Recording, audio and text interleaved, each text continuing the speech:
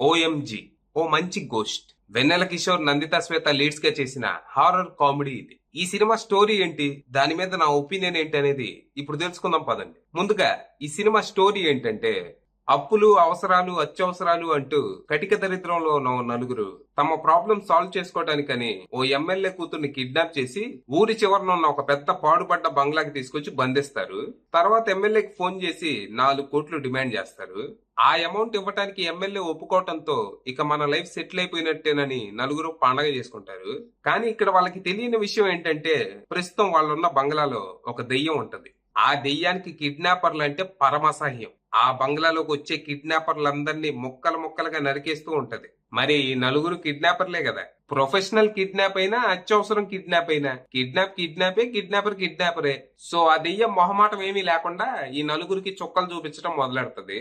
దీంతో పాటుగా వాళ్ళకి ఆ ఎమ్మెల్యే కూతురు గురించి కూడా ఒక భయంకరమైన నిజం తెలుస్తుంది. దాంతో వాళ్ళ పరిస్థితి ముందు గొయ్యి వెనక నుయ్యి అన్నట్టు తయారైద్ది. మరి తర్వాత ఏం జరిగింది?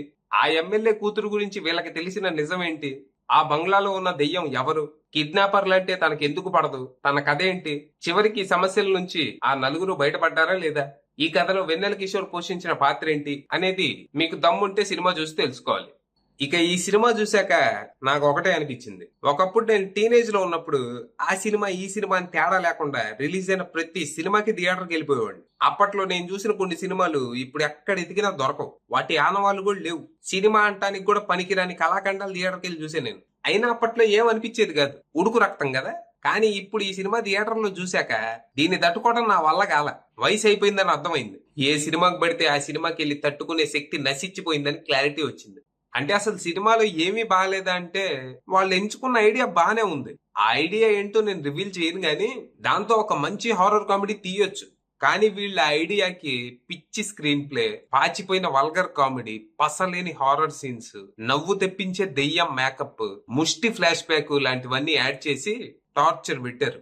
వెన్నెల కిషోర్, శకలక శంకర్ లాంటి వాళ్ళు మనల్ని ఎంటర్టైన్ చేయడానికి, ఎంగేజ్ చేయడానికి సినిమా అంతా అయితే ప్రయత్నిస్తారు గానీ అస్సలు వర్కౌట్ కాల. ఇక నందిత శ్వేత, నవమి గాయక్ విషయానికి వస్తే, ఏదో అమ్మాయిలు బాగున్నారని చూడటమే తప్పితే పెద్ద గుర్తు పెట్టుకోదగ్గ ఇంపాక్ట్ఫుల్ రోల్స్ ఏం కాదు. యాక్చువల్ గా ఇద్దరు రోల్స్ హైలైట్ అవ్వాలి, కానీ సినిమా అయ్యాక వాళ్ళ పేర్లు కూడా మనకు గుర్తుండవు. అంత బాగా డిజైన్ చేశారు. ఇక అనూప్ రూబెన్స్ అందించిన పాటలు, బ్యాక్గ్రౌండ్ స్కోర్ ఓకే అనేలా ఉన్నాయి.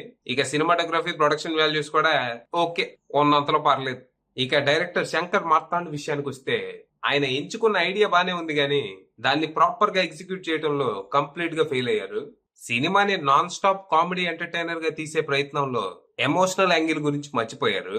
దాంతో అటు కామెడీ వర్కౌట్ అవ్వక, ఇటు ఎమోషనల్ డెప్త్ లేక సినిమా ఎటు కాకుండా పోయింది. నా వరకు అయితే నాకు సినిమా చిరాకు తెప్పించింది. నాకు ఇలా అనిపించిందని మీకు ఇలాగే అనిపించాలని ఏం లేదు. సినిమా మీకు నచ్చొచ్చేమో, ఇందులో మీరు ఎంజాయ్ చేయగలిగింది ఏమన్నా ఉందేమో.